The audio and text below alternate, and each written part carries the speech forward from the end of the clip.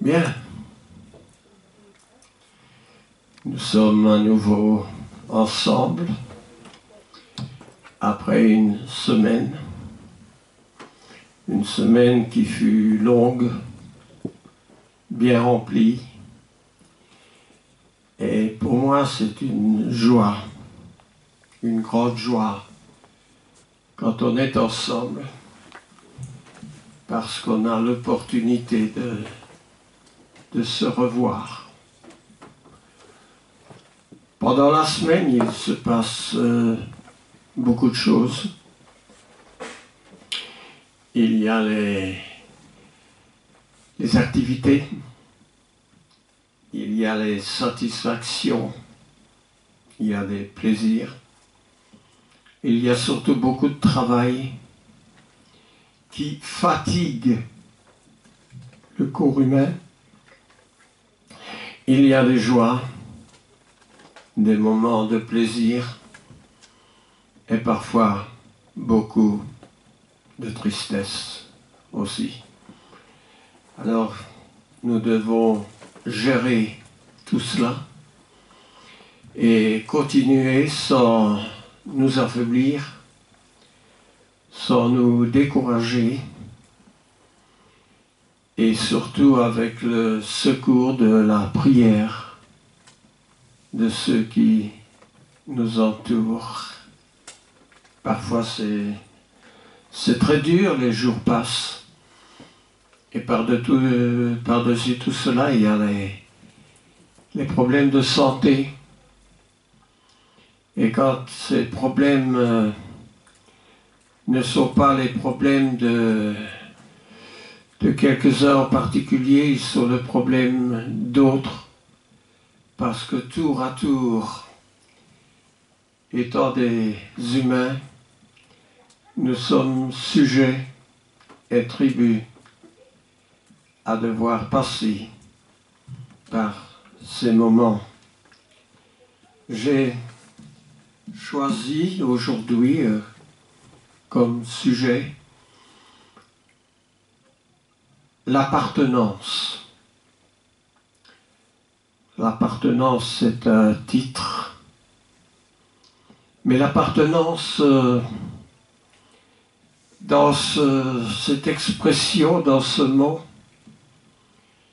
cela reflète tout ce qui nous appartient. Vous allez me dire que il y a peu de choses qui nous appartiennent.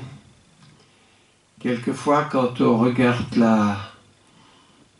des reportages sur la TV, on voit le long de la mer beaucoup de villes qui ont un port avec des hors-bords, des petits bateaux qui appartiennent aux citoyens, et il y en a des dizaines. Alors, nous n'habitons pas en bord de mer, mais quand même on doit réfléchir sur le sujet de l'appartenance. L'appartenance, en suggérant ce titre, fait automatiquement penser et relate ce que nous possédons, ce qui est à nous. Or, je sais, quand on est jeune, on n'a pas beaucoup de choses. Je me souviens quand j'étais jeune, entre 20 et 25 ans, là où je dormais, j'avais pour commencer mon lit avec des cartons autour de mon lit. Évidemment, dans ces cartons étaient entreposés des livres, quelques biens que je possédais, mais il n'y avait pas plus que quelques cartons autour de mon lit. Alors, une vie, ça se construit avec une famille, avec tout ce que nous pouvons accumuler, épargner, mettre de côté. Et si nous faisons une relation avec ce qui est biblique, Bien sûr, dans le monde, on peut prendre des personnages qui sont extrêmement riches, extrêmement égoïstes aussi. Mais dans la Bible, qu'est-ce qui est juste? Et quand nous parlons très souvent de la Bible, nous faisons allusion à un homme qui s'appelle Abraham. Eh bien, Abraham était un homme riche. Comment pouvons-nous dire qu'il est riche? Parce que la Bible nous dit qu'il était riche. Alors, Abraham était riche en troupeaux. Ça, c'est Genèse, le chapitre 13, au verset 2, qui nous dit que Abraham avait des troupeaux. Et il en avait probablement pas seulement 10 ou 15 bêtes, mais parfois quand nous allons dans les Pyrénées, nous voyons des bergers avec des troupeaux de moutons et ces troupeaux peuvent avoir 100 ou 200 moutons qui suivent le berger. Abraham était riche en troupeaux.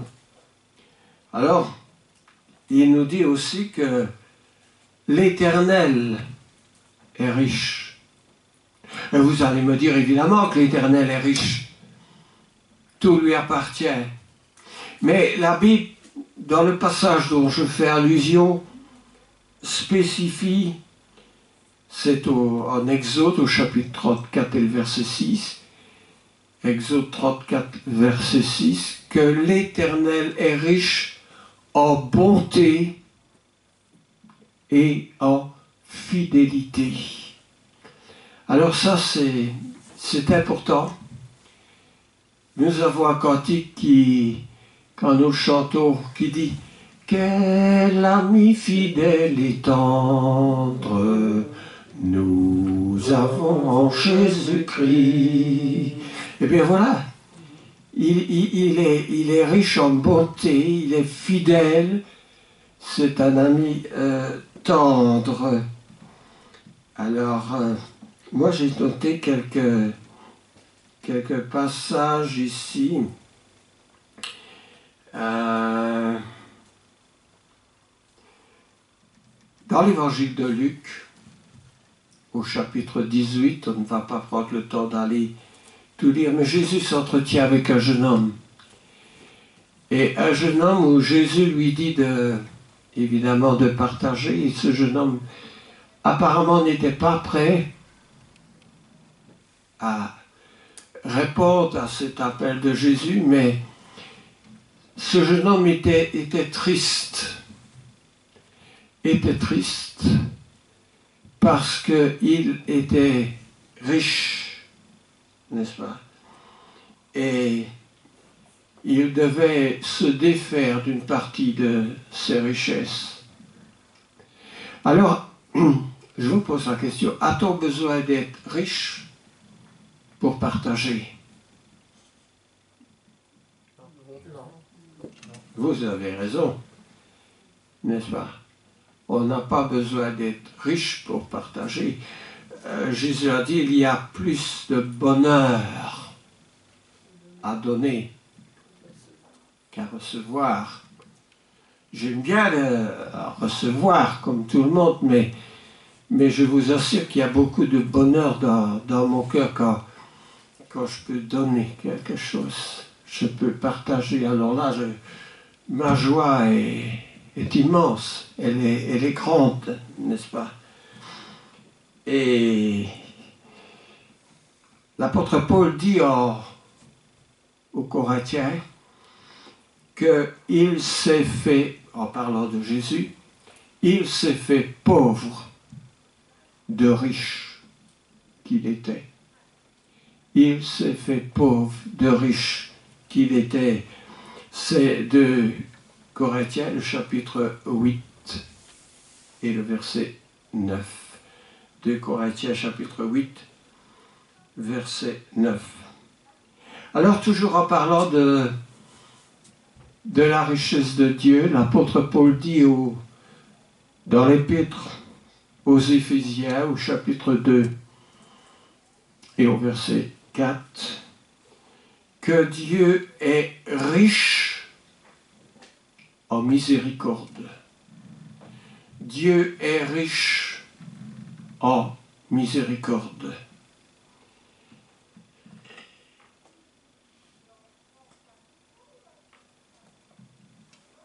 Et puis, dans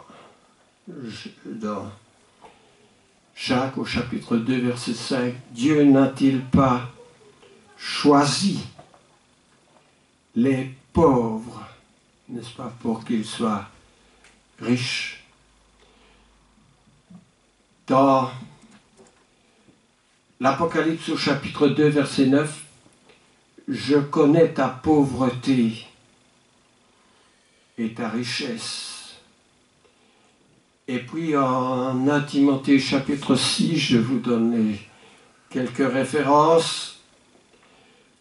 À Timothée chapitre 6, il est dit, l'apôtre Paul donne cette recommandation à Timothée, recommande aux riches, recommande-leur d'être riches en bonnes œuvres.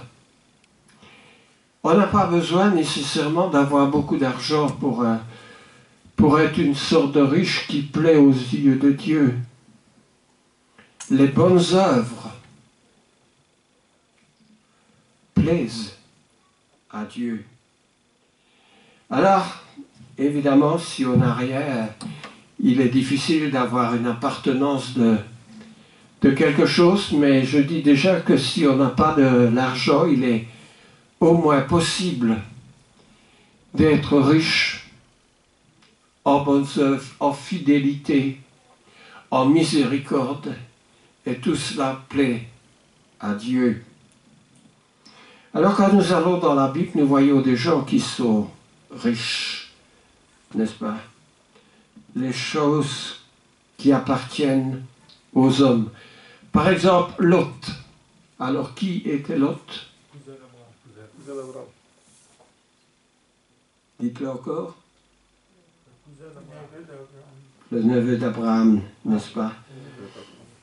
Et Lot habitait dans une ville de Sodome, une ville qui devait être détruite. Et nous voyons deux anges qui viennent chez lui, avec une grande prévenance en lui demandant de faire ses bagages et de sortir de la ville, parce que Dieu allait détruire la ville. Et Dieu prévient toujours ceux qui lui appartiennent, il ne les prend jamais au dépourvu. Alors, les deux anges disent, prends ta famille, les gendres, tes fils et tes filles, et tout ce qui t'appartient, et tout ce qui appartient dans la ville, et fais-les sortir de ce lieu. Moi, je constate d'abord que la famille de Job lui appartient. Ses fils, ses filles, et même ses gendres, n'est-ce pas? Autrement dit, le beau-fils de Lot. Aujourd'hui, on pense que une fois qu'on a 18 ans, on peut quitter la maison et qu'on s'appartient à soi-même. Mais il ne faut pas oublier les mains, les bras des parents qui vous ont élevé, qui vous ont nourri, qui vous ont habillé, qui ont veillé sur vous quand vous étiez malade pour vous conduire à l'hôpital. Et je passe ici sur beaucoup de choses. Non, on a 18 ans, eh bien, on descend le volet et la famille n'existe plus. C'est triste. Il m'est arrivé, je me suis marié tard, il m'est arrivé 2-3 fois de rencontrer des jeunes filles dans les premières semaines. Quand les parents ont eu connaissance que je n'étais pas catholique, ils n'ont rien voulu entendre de ma foi et ils ont défendu à leur jeune fille de sortir avec moi. Et même une jeune fille m'a dit une fois, mais oui, mais écoute, mes parents, on va rien dire, on va... J'ai dit non. Non. On n'agit pas comme ça. Si les parents disent non, de toute façon, ces jeunes filles n'avaient pas 30 ans. Ce n'étaient pas des adultes pour décider par eux-mêmes. Si les parents disaient non, c'était non. Je n'insistais pas. Et je n'insistais pas parce que je savais très bien que si on n'avait pas besoin tout de suite des parents, on en aurait besoin tôt ou tard, n'est-ce pas? Quand un petit va naître, c'est la joie de qui? C'est la joie des grands-parents qui sont là pour aider, pour secourir, pour s'occuper du petit s'il y a un problème parmi les adultes, un adulte qui est malade, un adulte qui travaille. Je parle ici des parents d'un petit qui naît. Mais ce sont les grands-parents, n'est-ce pas? Alors il vaut mieux d'abord s'accorder avec les parents d'une jeune fille ou d'un jeune homme que de vouloir voler hors d'une famille un être. Personnellement, je trouve que ça ne se fait pas. Vous êtes peut-être d'une autre opinion que la mienne. Lot, sa famille lui appartenait. Et 2 anges sont venus. Les anges sont au service de Dieu. Et l'ange le plus arché n'est pas Jésus-Christ. Dans l'Épître aux Hébreux, au 1er chapitre, il est dit que tous les anges de Dieu l'adorent. Auquel des anges Dieu a-t-il jamais dit « Tu es mon fils » pour faire ressortir la divinité de Jésus-Christ. Alors, dans un jugement, le roi fit restaurer à la femme qui s'était absente durant 7 années pour cause de famine, le roi lui fit restaurer tous ses biens, parce que des biens qui appartiennent à une famille restent à la famille. On avait trop souvent, hélas, pendant la guerre, on volait les maisons. À peine les familles étaient absentes, que la maison était prise par d'autres familles. On a vu ça beaucoup pour la déportation des Juifs en Pologne, en Allemagne. Après la guerre, ils étaient dépossédés de leurs biens. Et ça ne se fait pas. L'exemple que je vous donne se trouve dans le 2e livre des Rois, en 2 Rois, au chapitre 8, au verset 6, et les versets autour.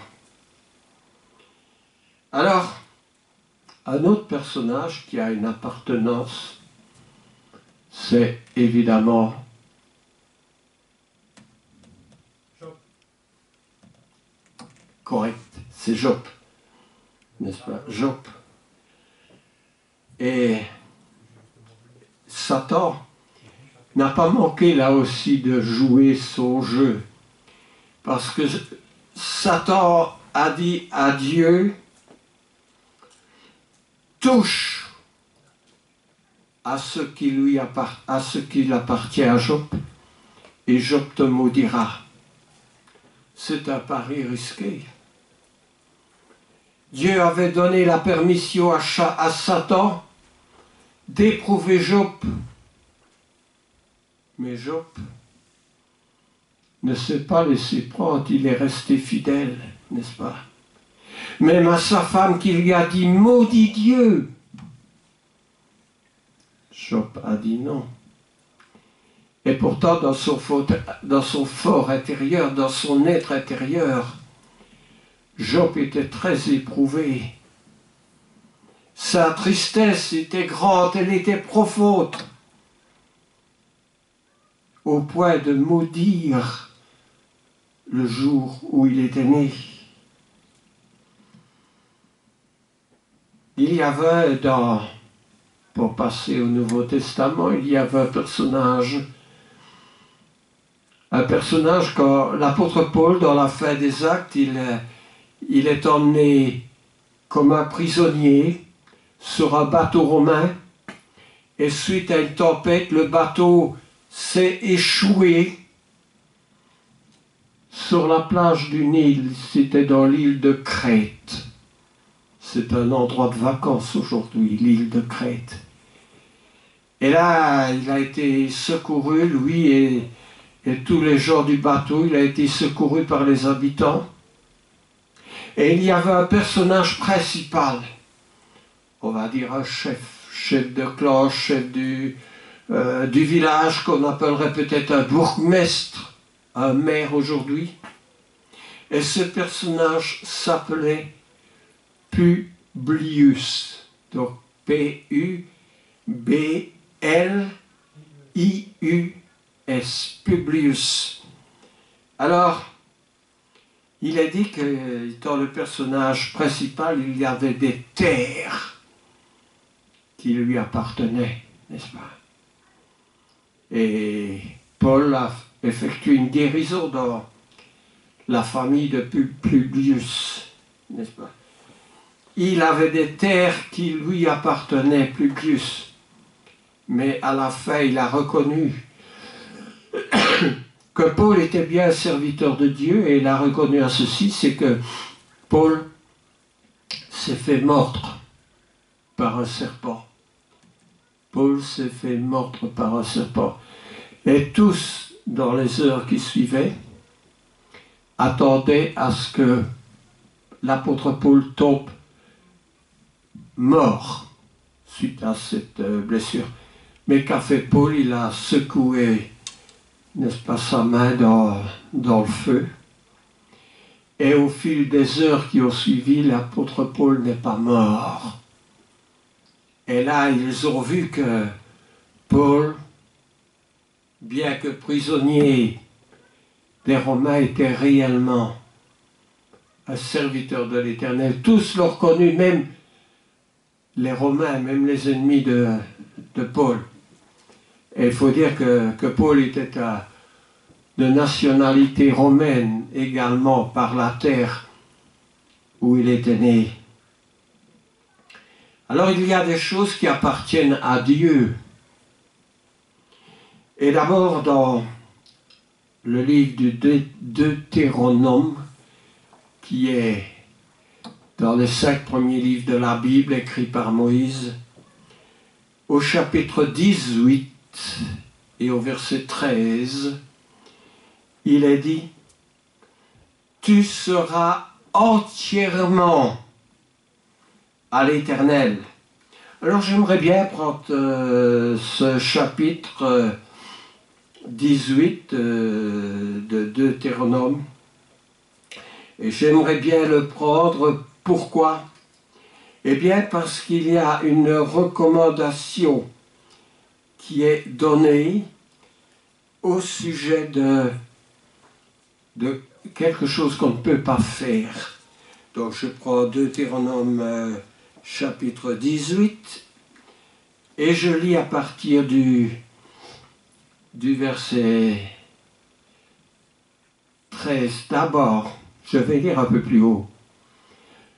À partir du verset 10, « Qu'on ne trouve chez toi personne qui fasse passer son fils ou sa fille par le feu, personne qui exerce le métier de devin, d'astrologue, d'augure, de magicien. Si vous ne retenez que le mot magicien, c'est déjà bien.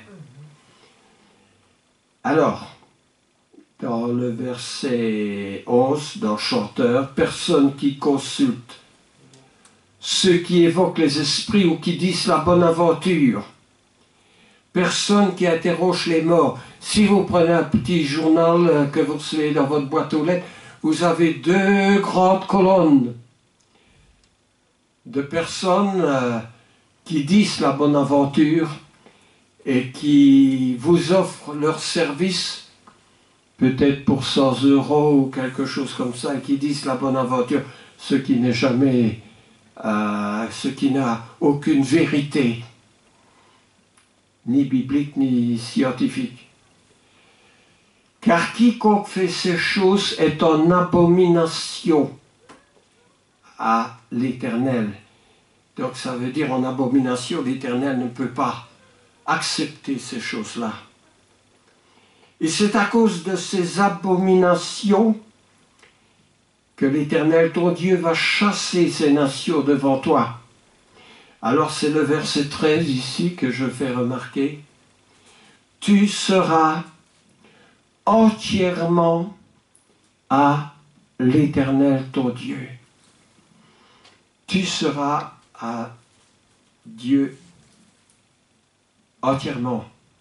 Donc pas besoin de magicien, pas besoin de 10 heures de bonne aventure. Car ces nations que tu chasseras écoutent les astrologues et les devins. Mais à toi, l'Éternel, ton Dieu, ne le permet pas. Dieu ne nous permet pas d'aller trouver des 10 heures de bonne aventure. Dieu ne nous permet pas des magiciens, ni des gens qui font ces choses-là.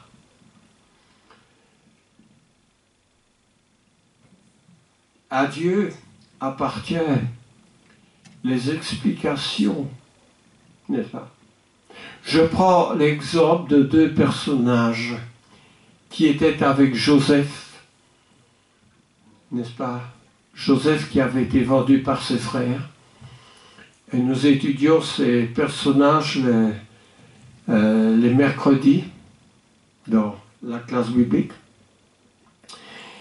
Il y a 2 personnages quand Joseph est en Égypte, un échanson et un panetier.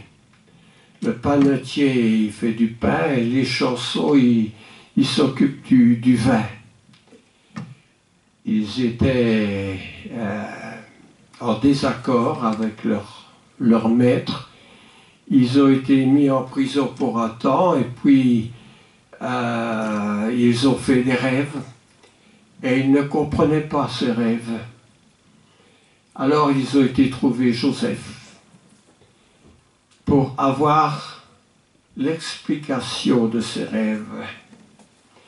Et suite à l'explication de ces rêves, il y en a un qui était les chansons qui a été restauré dans son travail, et l'autre qui a été mis à mort par Pharaon.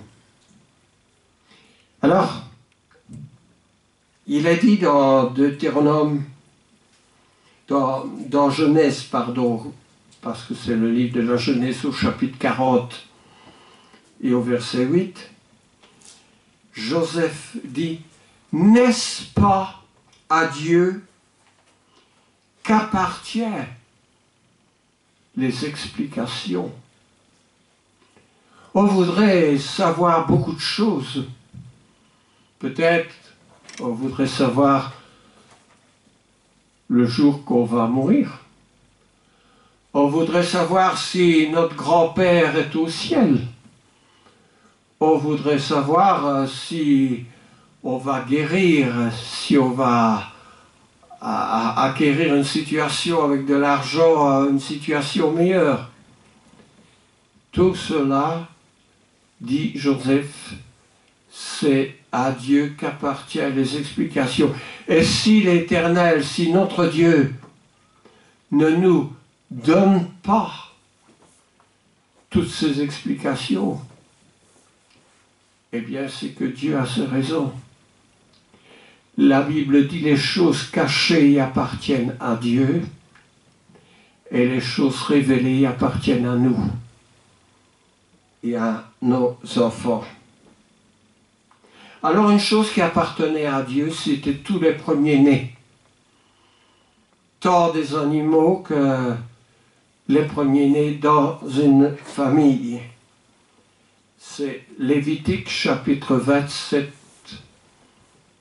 verset 30.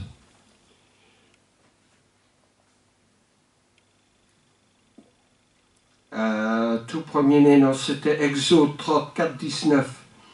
Parce qu'il y a aussi quelque chose dans le Lévitique 27. Donc, tout premier-né appartient à Dieu. Exode 34, 19. Et puis, toute dîme, mon frère a parlé de la dîme, en ce qui concernait les offrandes, toute dîme appartient à l'Éternel. Et ça, si on prend à l'Éternel ce qui lui appartient, Dieu ne va pas aimer ça. Parce que la dîme appartient à l'Éternel. Mais nous sommes dans la Nouvelle Alliance un système de libéralité. Alors si les Juifs qui étaient bénis devaient être la dîme, nous les chrétiens qui sommes super bénis, on devrait être encore plus reconnaissants que les Juifs.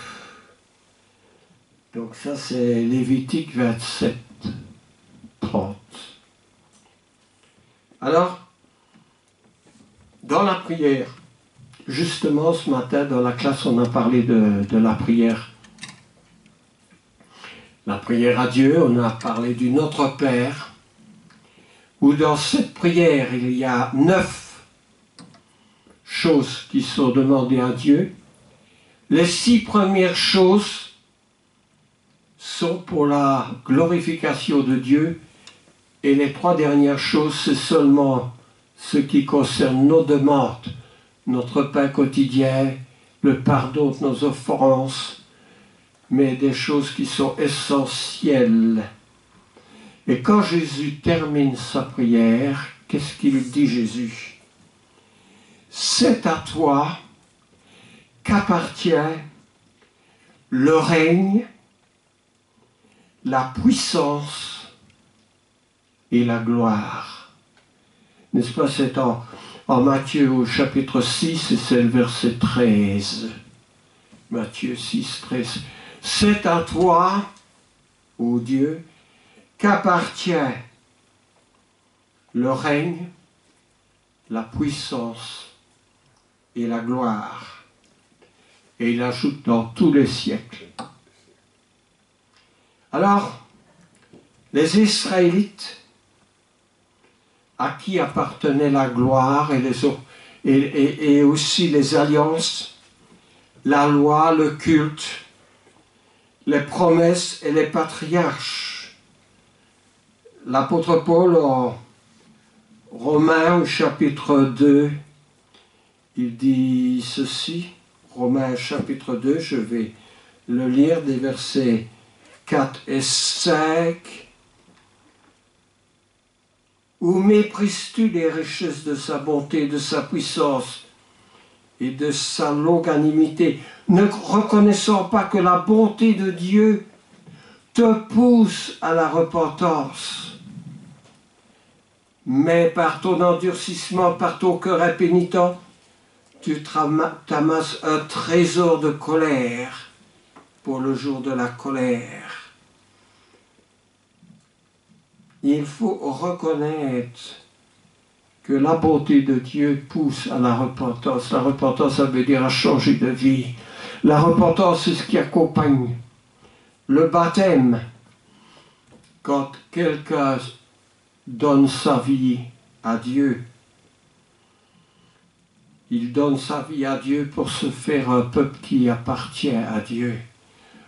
En Tite au chapitre 2, en Tite au chapitre 2, entre les versets 11 et 14, il est dit ceci, Tite 2, 11 à 14.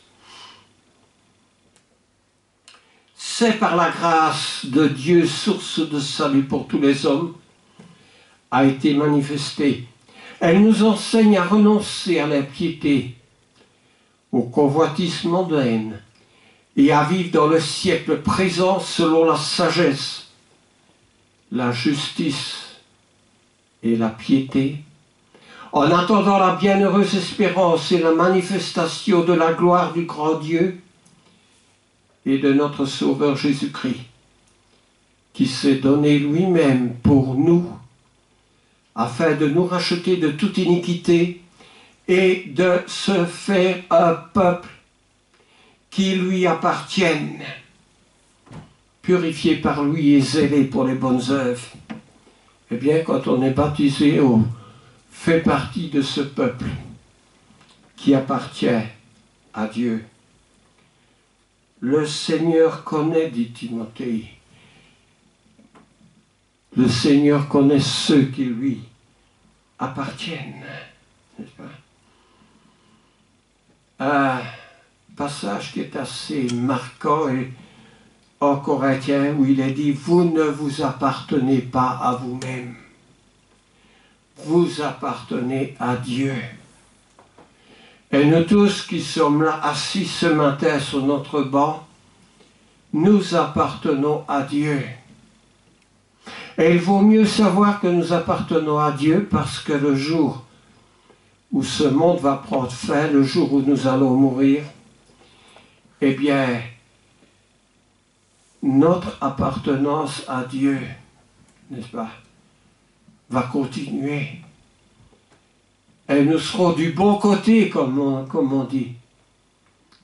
Le côté où nous serons sauvés, où nous aurons la vie éternelle, où nous aurons le pardon de toutes choses, où nous allons nous reposer de nos œuvres. Le côté où il n'y aura plus de larmes, il n'y aura plus de souffrance. Ce sera le bonheur absolu. Parce que nous appartenons à Dieu. Mais pour appartenir à Dieu, il faut bien sûr être baptisé.